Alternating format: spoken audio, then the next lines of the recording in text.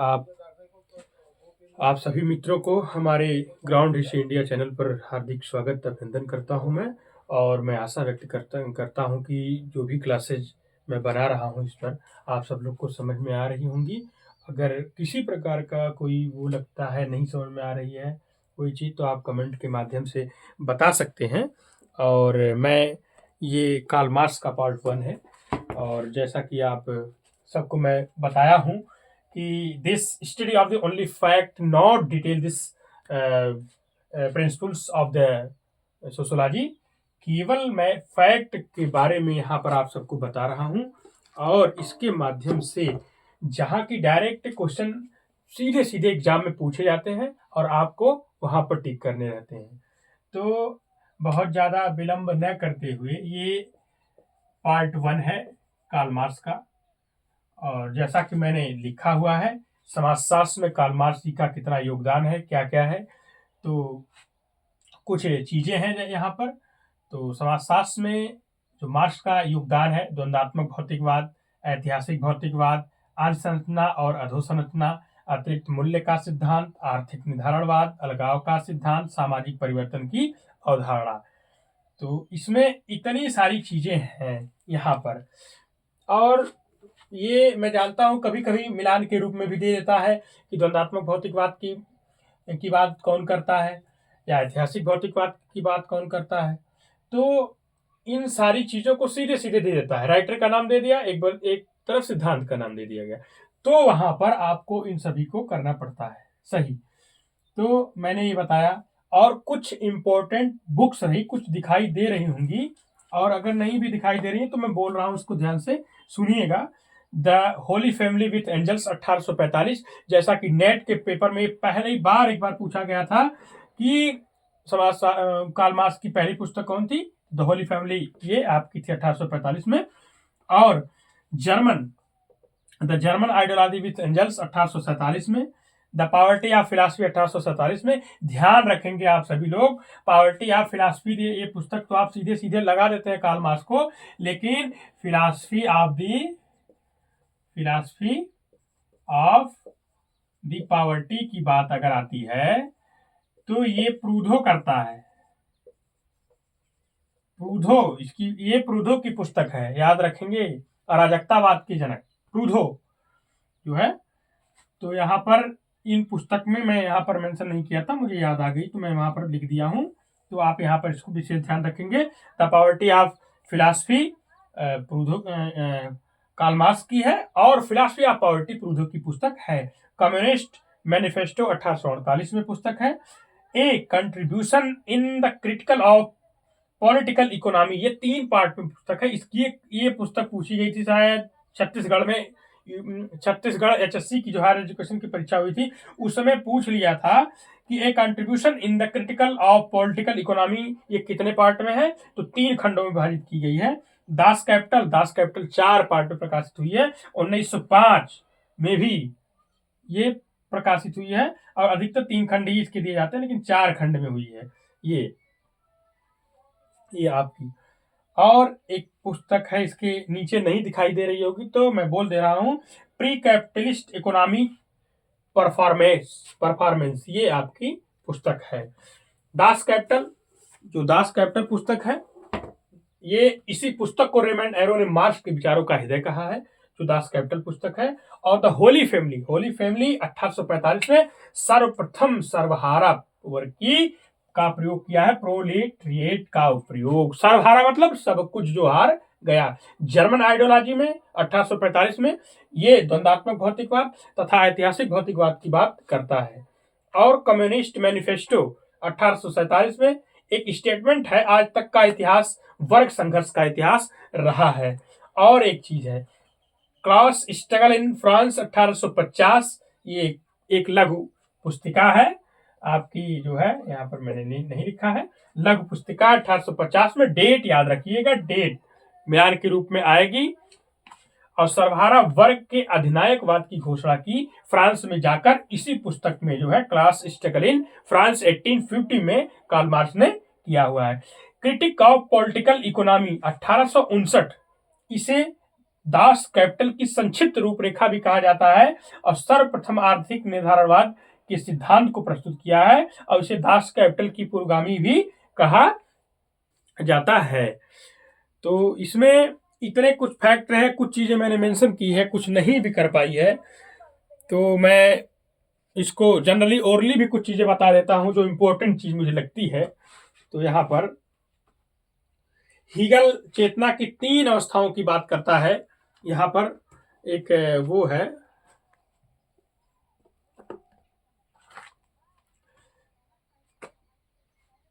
क्रमशः वाद, प्रतिवाद और संवाद, इन तीनों की बात हीगल करता है। हीगल और मार्क्स में जो वो है, क्या अंतर है इनमें द्वंद्वात्मक में, तो हीगल जो है वो विचारों की बात करता है। और एक बार स्क्रीनशॉट ले लीजिए, कुछ चीज लिखना चाहो तो जिससे आप इसको लिख सकते हैं जो है, और शॉर्ट में नोट्स को देख भी सकते हैं।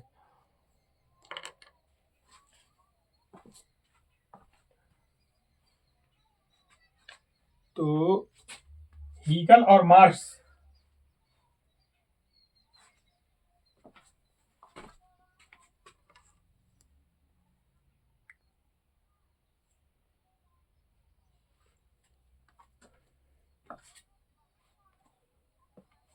यहाँ पर इसको मैं रफ कर देता हूँ कुछ चीजों को थोड़ा सा।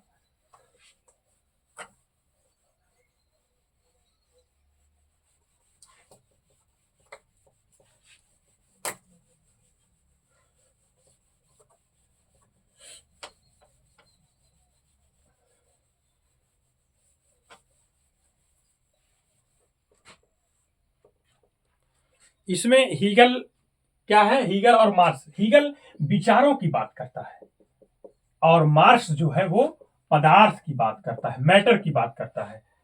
ठीक, अगर वो कहता है मार्क्स अगर पदार्थ ही नहीं है तो किस पर आप विचार करेंगे, और ये कहता है अगर विचार ही नहीं कर पाएंगे तो किस पे हम पदार्थ पे काम करेंगे, मैटर की बात करता है।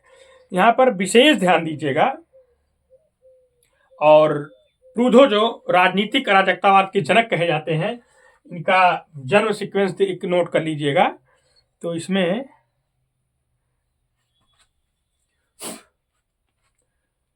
1809 से ये 1865 के बीच में प्रूधो आता है। प्रूधो का टाइम पीरियड है 1809 से 65 के बीच में। ये राजनीतिक अराजकतावाद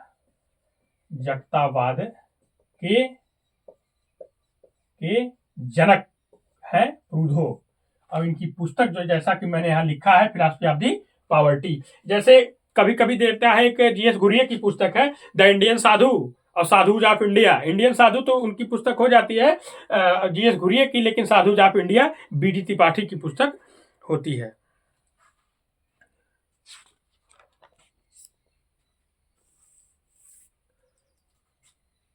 और मार्क्स एक चीज कहता है, हीगल सिर के बल खड़े थे और मैंने उन्हें पैर के बल खड़ा कर दिया। मार्क्स ने भौतिकवाद की अवधारणा कहां से ली थी, फारबाग से लिया था।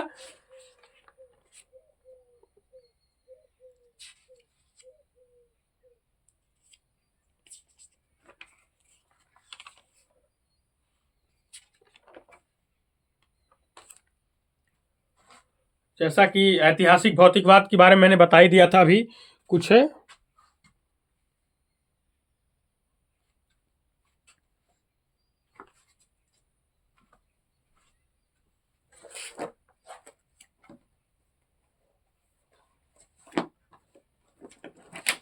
कुछ स्टेटमेंट है उसको ही बता देता हूं और उसको आप नोट कर लेंगे। और फिलॉसफी ऑफ राइट, द्वंद्ववाद को समझने के लिए हीगल की एक बुक थी, बुक लिखा था फिलॉसफी ऑफ द राइट, इसको भी याद रखेंगे आप जो है। और हीगल के अनुसार विचारों का विकास ही विश्व का विकास कहलाता है, ये हीगल का स्टेटमेंट है। और कार्ल मार्क्स किस पुस्तक में जो है ये बात कहता है आपका हीगल की, कि हीगल का द्वंद्ववाद सिर के बल खड़ा था, मैंने उसे सीधा पैरों के बल खड़ा कर दिया। ये आपका जो है दास कैपिटल में ये कहता है कार्ल मार्क्स इस बात को। और स्टॉलिन की एक डिफिनीशन है, ऐतिहासिक भौतिकवाद समाज के इतिहास का विज्ञान है। ये स्टॉलिन का स्टेटमेंट है, इसको आप याद रखेंगे। और कुछ चीजें बोल रहा हूं, ऐसे ही ओरली भी इसको समझ लीजिएगा थोड़ा सा। अलगाव के स्वरूप के रूप में जो है सीधे सीधे इसका क्रम सीक्वेंस मिलाने को दे देता है कि क्या बात पहले करता है ये। तो अलगाव के स्वरूप में फॉर्म्स ऑफ एलाइनेशन जो है, ये उत्पादित वस्तुओं के प्रति अलगाव पहले होता है, फिर उत्पादन की प्रक्रिया के प्रति अलगाव होता है, फिर स्वयं के प्रति अलगाव होता है, फिर अस्थायी तथा समुदाय के प्रति अलगाव हो जाता है। ये बात करता है, इसको एकदम क्रमली ऐसे याद रखेंगे। अलगाव के वर्गीकरण की बात है, लेकिन ये बहुत इंपॉर्टेंट नहीं है। रेमंड एरो की एक महत्वपूर्ण पुस्तक है, यहां पर आप इसको ध्यान रखेंगे, जो है the main currents in sociological thoughts. ये रेमंड एरो की पुस्तक है। मार्क्स के वर्ग एवं वर्ग संघर्ष सिद्धांत की व्याख्या की और कहा मार्क्स का समाजशास्त्र वास्तव में वर्ग का संघर्ष का समाजशास्त्र है।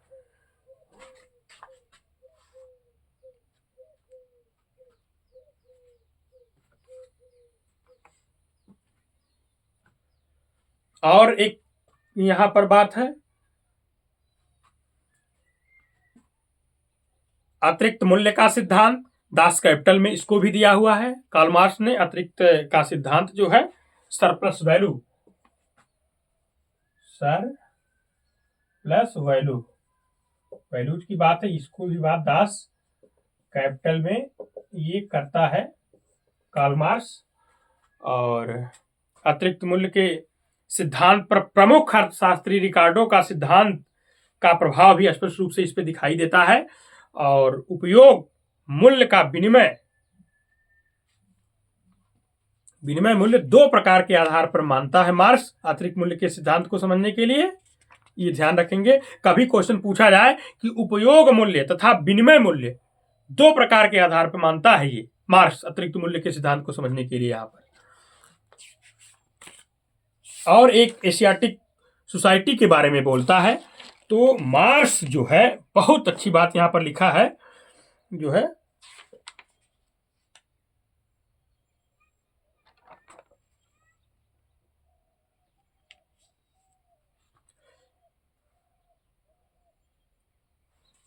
मार्क्स उत्पादन प्रणाली के आधार पर समाज को चार भागों में विभाजित किया है। पहला एशियाई समाज, दूसरा दासत्व समाज, तीसरा सामंतवादी समाज, चौथा पूंजीवादी समाज। तो ध्यान रखिएगा, जब यह पूछा जाए कभी भी कि उत्पादन प्रणाली के आधार पर मार्क्स ने कितने समाज को कितने भागों में विभाजित किया है, तो चार प्रकार के समाजों में विभाजित किया है। कौन कौन से समाज है?